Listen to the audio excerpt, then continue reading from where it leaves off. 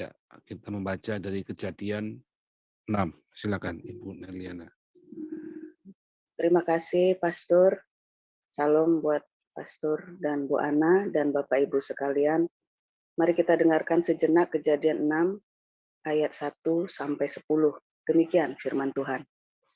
Kejahatan manusia.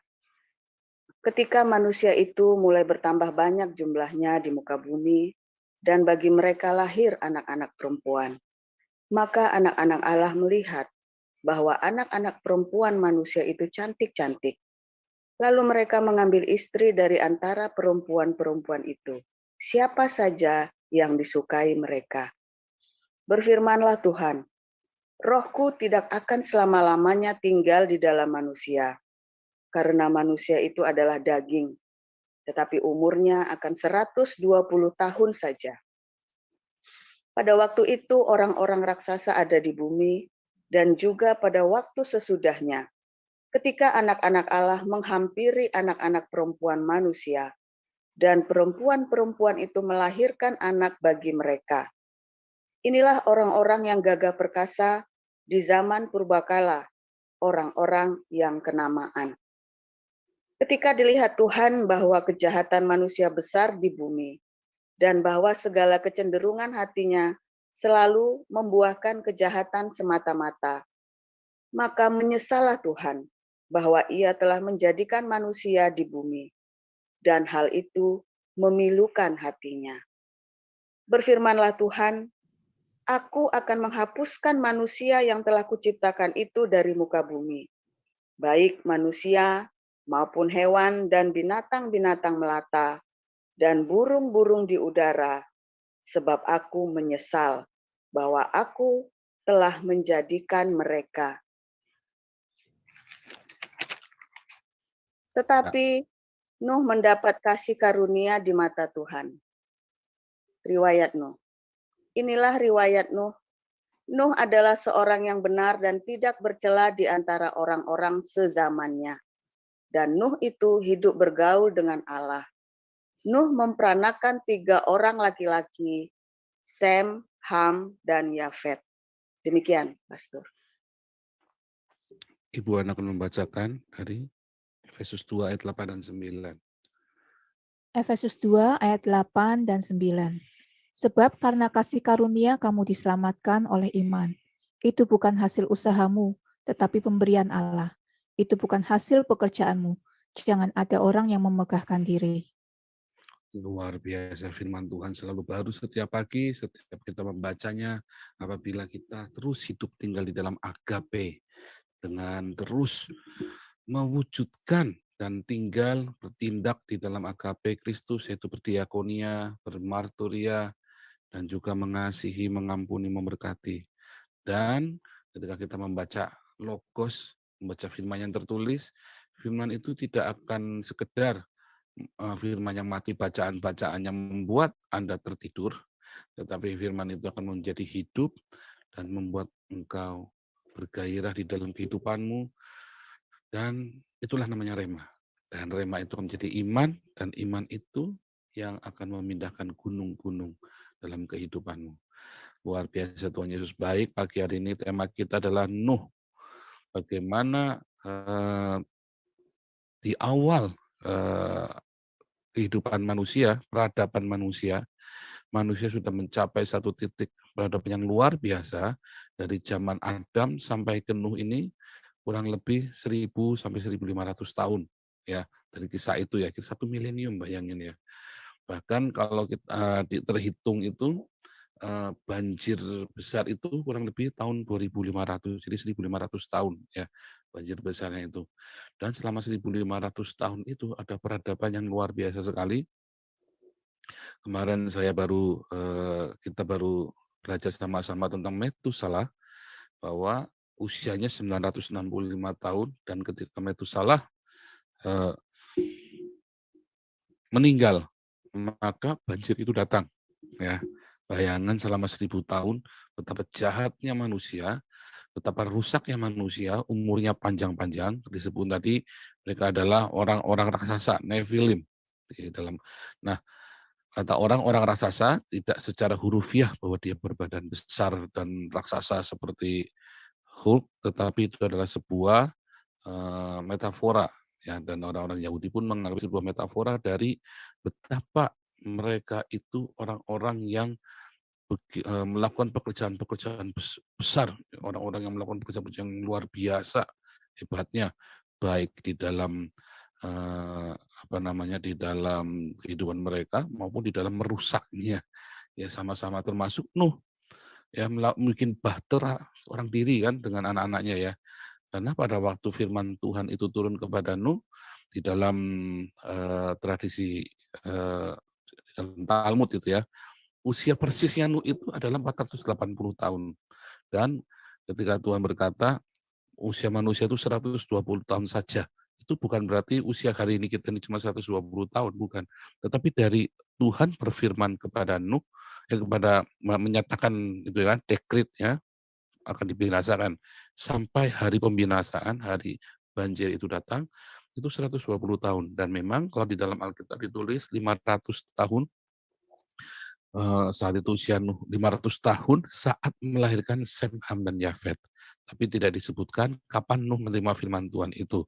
Tetapi kemudian saat Nuh usia 600 tahun, maka banjir besar itu datang. Ya. Nah, satu hal yang luar biasa, di tengah hiruk pikuknya manusia itu, kalau kita baca satu-satu urutan ya, manusia bertambah banyak. Ya, ada anak-anak yang kudus dan anak-anak yang tidak kudus. Sama hari ini toh, kita ada anak-anak Tuhan, ada anak-anak Allah, sebetulnya bukan anak-anak Tuhan ya, anak-anak Allah, kita sebut dengan anak-anak Allah. Entah saya kenapa frase dari mana kata anak-anak Tuhan ini, tetapi yang benar itu adalah anak-anak Allah. Bahkan di dalam perjanjian baru pun kita disebut anak-anak Allah, ya. Karena sesuatu yang ilahi, ya, sesuatu yang ilahi. Nah, jadi anak-anak Allah itu orang-orang yang percaya kepada Tuhan. Kalau di dalam perjanjian baru disebut orang yang percaya di dalam nama Yesus Kristus yang disebut dengan anak Allah, menghampiri anak-anak manusia. Orang-orang yang hidupnya menurut keinginan dagingnya dia. Orang-orang yang mengikut keinginan hawa nafsunya. Jadi kalau Anda sekalipun orang Kristen, tetapi Anda masih hidup di dalam hawa nafsumu, bukan Anda tidak punya hawa nafsu, makan kan juga hawa nafsu, seks juga hawa nafsu, ya. Tetapi Anda mengikuti terus, Anda dikendalikan oleh hawa nafsu, Anda masih makannya makan delojo. Delojo itu adalah bahasa Jerman kuno, ya. Itu delojo, itu artinya Anda makan, kalau nggak makan nggak afdol pokoknya. Lihat makan lagi, makan lagi, makan lagi. Nah, orang-orang yang hidupnya mengikuti keinginan hawa nafsunya, pengen beli-beli terus, ngelihat apa pokoknya nggak kenaan kalau ngelihat orang pakai pakaian baru. Nah, itu adalah orang-orang yang mengikuti hawa nafsunya. Ya, kita hidup di dunia ini dengan daging kita, pasti kita punya hawa nafsu. Apakah hawa nafsu itu sebuah dosa? Tidak. Ketika Kejadian 3 disebutkan Allah memberikan hawa nafsu itu kepada manusia, hawa nafsu bukan sebuah dosa. Hawa nafsu itu sebuah anugerah, ya. Sebuah anugerah untuk kita bisa survive di muka bumi ini. Tetapi kalau kita hidup menuruti keinginan hawa nafsu, maka dosa itu ada bersama dengan kita. Kejadian 4 ayat 7. Waktu Kain tidak bisa mengendalikan hawa nafsunya dia. Dia suka disebutkan itu ya. Kejadian 3, Yehova Elohim memberikan tesukah kepada Hawa. Tetapi di Kejadian 4, Kain tidak bisa mengendalikan tesukahnya. Dan hamartialah dia, berdosalah dia. Ya, mulailah dia tersesat di bawah hawa nafsunya. Bahkan hamba-hamba Tuhan ya, yang tidak bisa mengendalikan tesukah yang di dalam hidupnya, dia tersesat. Bukan hawa nafsu bersalah, karena Yesus pun diberi adalah logos yang menjadi sarks, ya, di mana ada tesukah di situ, ya. Ada tesukah di situ, sehingga dikatakan di Ibrani, Yesus pun dicobai seperti kita. Dia tahu, dia merasakan kelemahan-kelemahan kita. Dia tahu, tapi ia tidak berdosa. Mengapa tidak berdosa? Karena Yesus tidak dipimpin oleh hawa nafsunya. Galatia 5 ayat 16. Yesus dipimpin oleh Roh Kudus. Yesus selalu dipimpin oleh Roh Kudus. Orang yang dipimpin Roh Kudus akan otomatik tidak ikuti hawa nafsu. Jadi bukan Anda kenceng-kencengan, saya akan puasa tirakat, ya kan. Kalau Musa 40 hari 40 malam, saya mau bikin 40 tahun.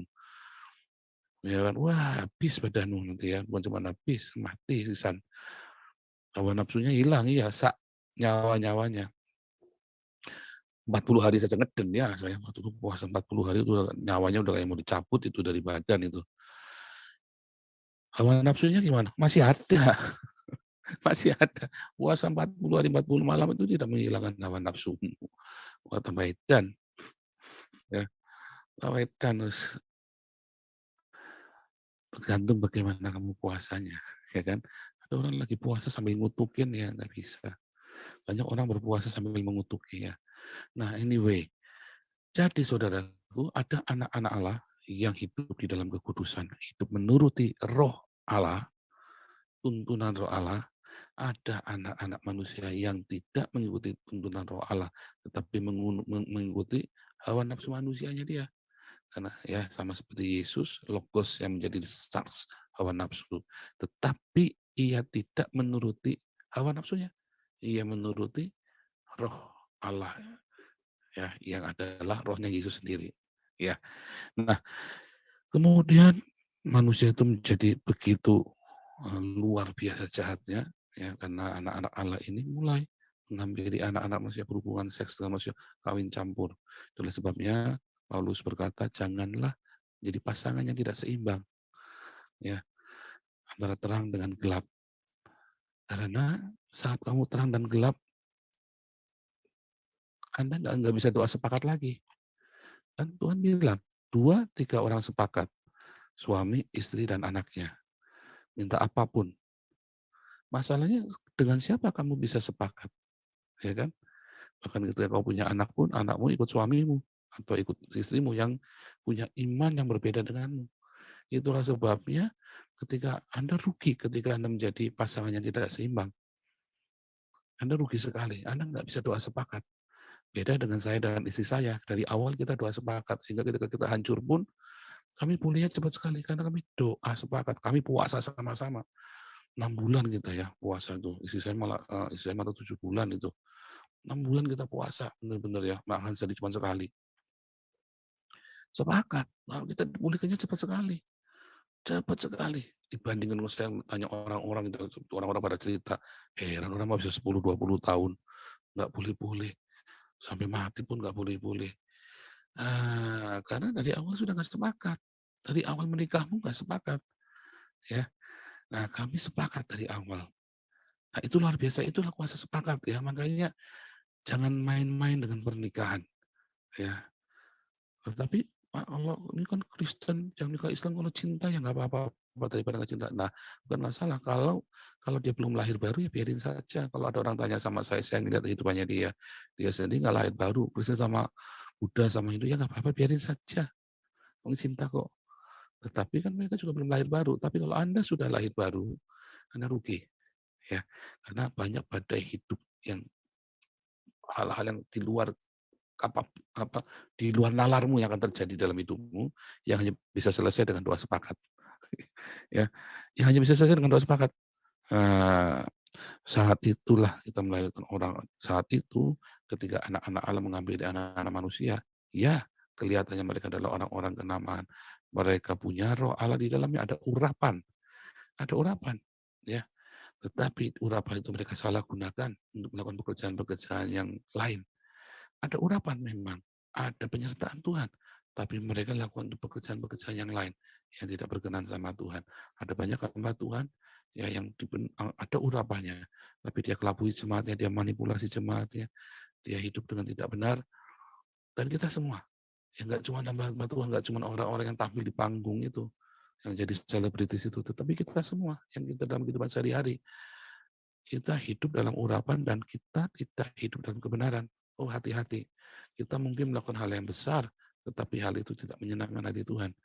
Dan kalau itu adalah kita yang melakukan, anak-anak Allah sendiri yang melakukan, oh kita sudah tahu, maka kita akan dituntut banyak loh. Tadi apa yang berbuat kita. Betapa jahatnya ya dunia ini, betapa mengerikannya. Kecenderungan hatinya ini jahat. Saya ngalamin itu ya, kecenderungan hatinya mungkin pengen jahat. Dulu kecenderungan hati saya kalau ada orang serempet mobil saya cuma senyum.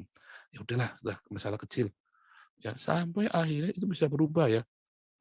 Jangankan nyerempet, nyalip saja bisa saya ini ya, bisa saya kuya-kuya. Kecenderungan hatinya akhirnya jahat, dikuasai oleh yang jahat. Akhirnya condong hatinya sama seperti Salomo ketika hatinya dicondongkan oleh istri-istrinya. Orang-orang yang tidak bisa menguasai sukanya hawa nafsunya, dia kecenderungan hatinya akan selalu jahat. Anda jangan meremehkan ketika Anda terikat dengan sesuatu. Mau terikat dengan makanan, dengan minuman, dengan rokok, dengan obat-obatan, Anda terikat dengan apapun, hati-hati. Anda terikat dengan shopaholic, ada yang suka belanja, hobi belanja-belanja, hati-hati. Anda yang terikat dengan sesuatu, hati-hati. Anda saat itu Anda sedang dicondongkan dari Tuhan dan kecenderungan hatimu akan selalu jahat. Nah, di antara yang jahat-jahat itu, ya dari semua yang jahat-jahat itu, lihat umurnya panjang-panjang ya, jadi itu kayak orang manusia setengah dewa. Jangan bayangkan zaman itu seperti zaman yang sangat primitif sekali ya. Jangan bayangkan mereka itu orang-orang survivor di dalam zaman es. Itu zaman es ya. Zamannya Nuh itu air bah itu adalah zaman es yang paling terakhir. Nah, di zaman-zaman sebelum Nuh itu adalah zaman es. Jangan berpikir itu 24 jam satu hari satu malam 24 jam, enggak ya. Itu adalah satu yom. Bisa panjang kalau di kutub utara satu yomnya itu 6 bulan. Ya, 6 bulan bukan 24 jam kalau di kutub utara. Hari ini di Eropa satu yomnya itu bukan 12 jam. Hari ini di Eropa satu yomnya itu sudah 16 jam. Ya, panjang. Jadi beda dengan di Indonesia cuma 12 jam toh. Kami yom itu kan dari matahari terbit sampai terang. Kemarin kita sudah belajar ya.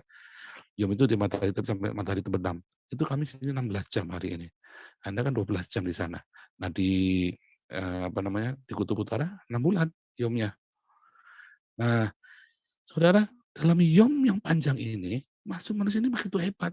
Mereka berkarya, bayangin orang usianya sampai 500 tahun. Orang usia 100 tahun aja dia bisa bikin macam-macam. Apalagi kalau usianya sampai 500 tahun, sampai 700 tahun, sampai 900 tahun.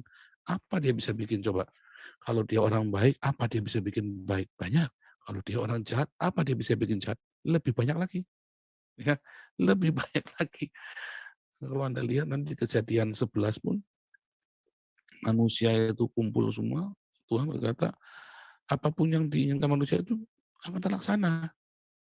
Jadi zaman itu mereka itu benar-benar bangsa canggih, makanya dunia begitu rusak. Ketika kita membaca Allah mengirimkan air bah, jangan berpikir Allah itu begitu kejam, terus dia berfirman, air bah turun, jadet, gubrak, air bah turun semua, airnya banjir, jangan pikir begitu. Itu akibat manusia yang berbuat jahat, merusak alam, dan Allah membiarkan itu terjadi.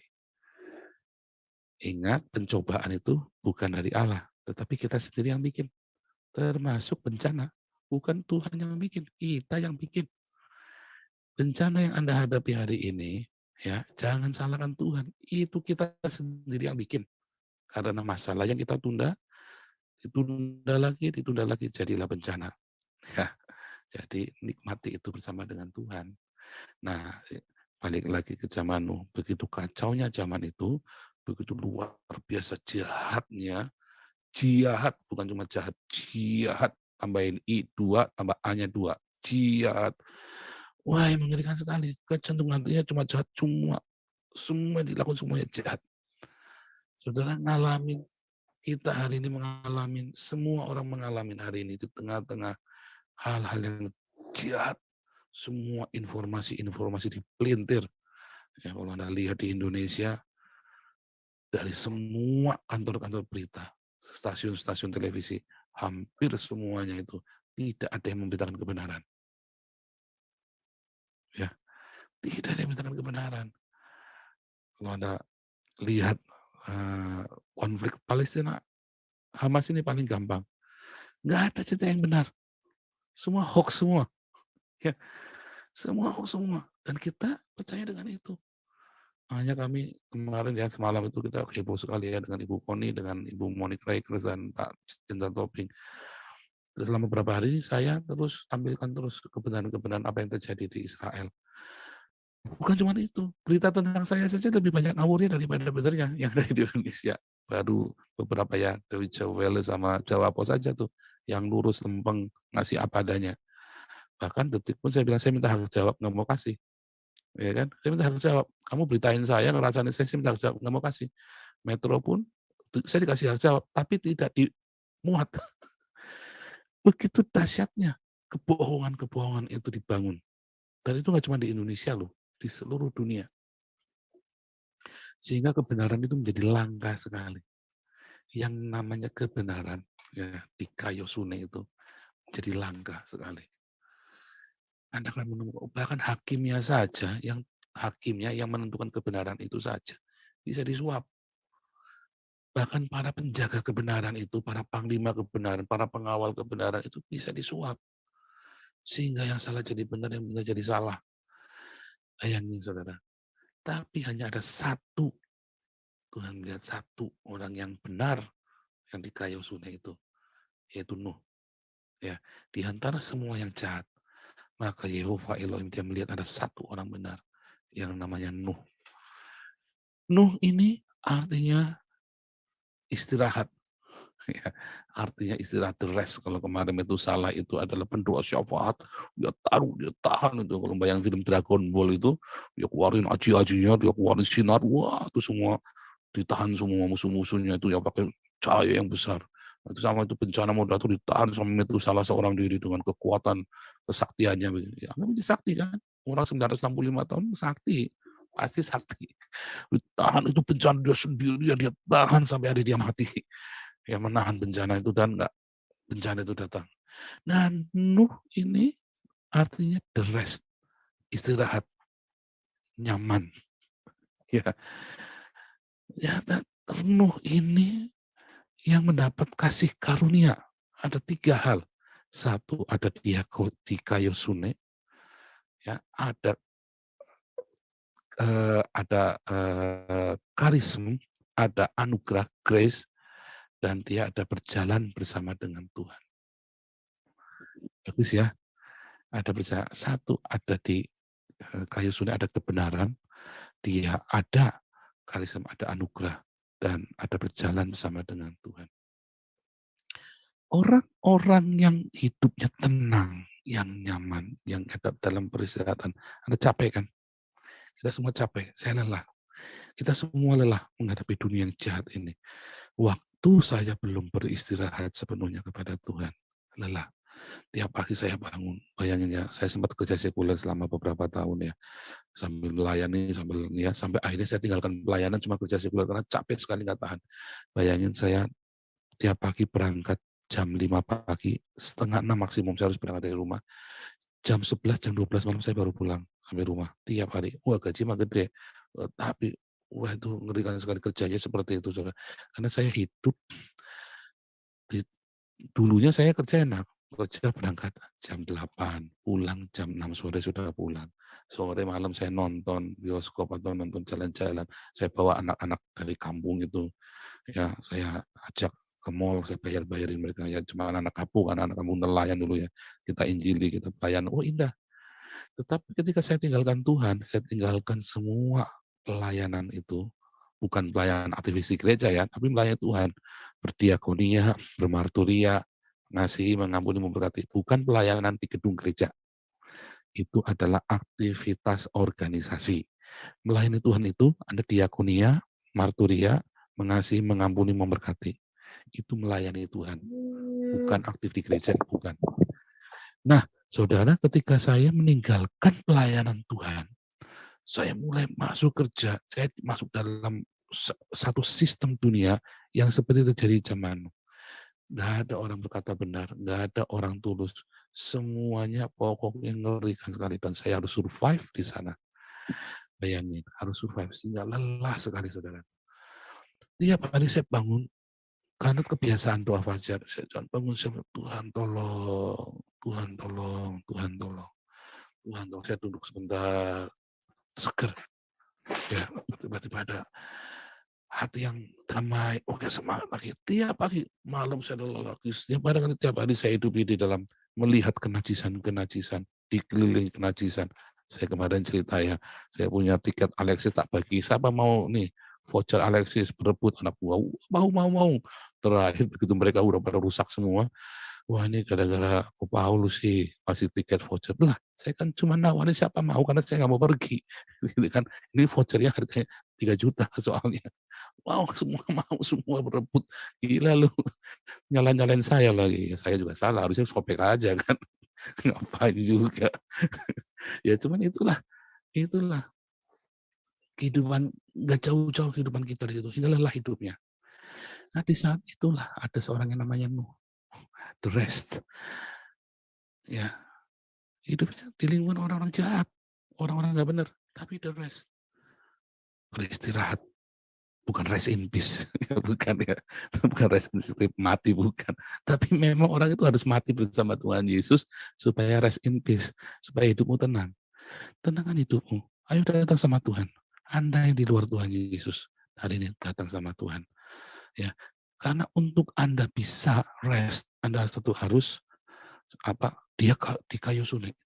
Bagaimana bisa di kayu sunek? Efesus 2 ayat 8-9 berkata, nggak ada orang benar, nggak bisa. Hanya oleh anugerah, hanya oleh karisma, hanya oleh anugerah. Sama seperti Nuh mendapat anugerah, mendapat favor dari Tuhan, mendapat karisma dari Tuhan. Anda nggak bisa di kayu sungai.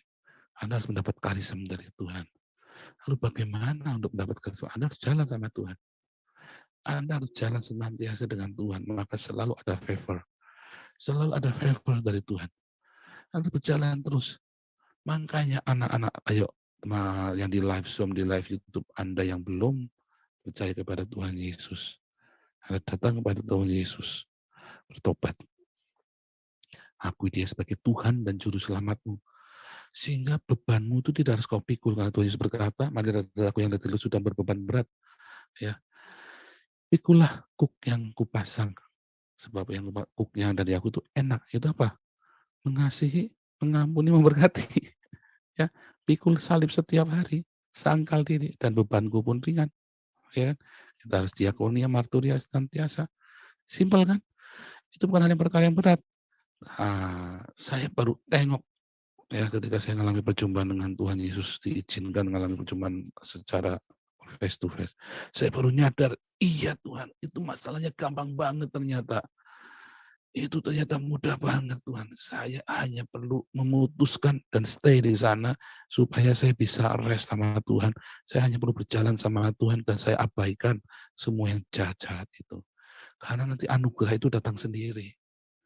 Anugerah itu datang sendiri auto, kita minta aja. Kita nggak perlu ngotot untuk hidup benar. Kan anugerah itu kan datang sendiri dan Tuhan akan membenarkan kita dan tiba-tiba hidup kita sudah benar. Tiba-tiba hidup kita sudah benar. Di tengah dunia yang jahat, saya membayangkan ketika saya hidup benar sama Tuhan, sekalipun ketika orang suruh sogok, suap sana, suap sini, oh saya enggak. Wih, sulitnya minta ampun, tetapi selalu lolos. Orang-orang sampai heran-heran. Kenapa kamu selalu lolos ya? Nggak nyogok, nggak suap, nggak apa, nggak pernah main yang aneh, nggak pernah kasih perempuan, nggak suap apa. Wah, ngeri-ngeri ya kalau kita dulu kerja itu, kita udah masuk ke dunia kerja yang ngeri. Tetapi ketika saya hidup tidak bersama Tuhan lagi, saya harus melakukan semua yang dilakukan oleh orang dunia, sistem dunia yang jahat itu. Anda mau pilih yang mana?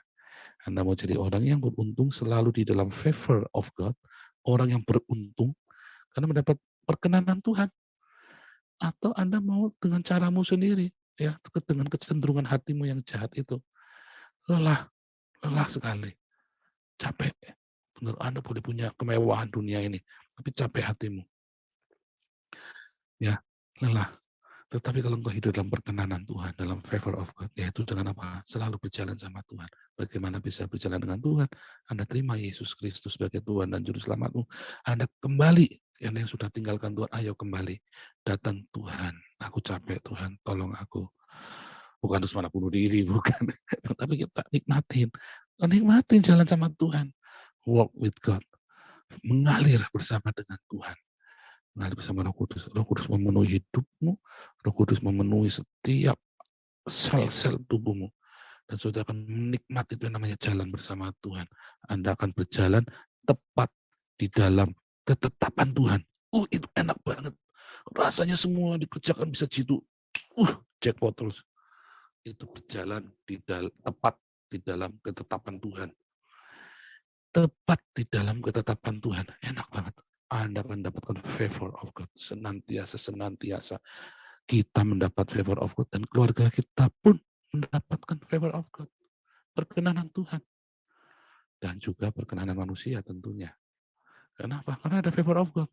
Orang berjalan dengan favor perkenanan Tuhan. Tuhan aja berkenan, apalagi cuma manusia. Banyak orang iri, tetapi orang-orang yang tepat akan berkenan kepadamu. Dibuka semua jalan bagimu. Dibuka semua pintu-pintu yang ditutup oleh orang-orang jahat ini. Dibuka. Pintu-pintu kecil yang ditutup, Anda akan dibuka lebar-lebar pintu berkat itu bagimu. Karena ada favor of God. Haleluya. Mari kita beristirahat di dalam hadirat Tuhan yang kuat, yang dahsyat. Haleluya. Kiranya rema dari Tuhan Yesus memenuhi hidupmu, membuat engkau bisa beristirahat di dalam perkenanan Tuhan. Amin.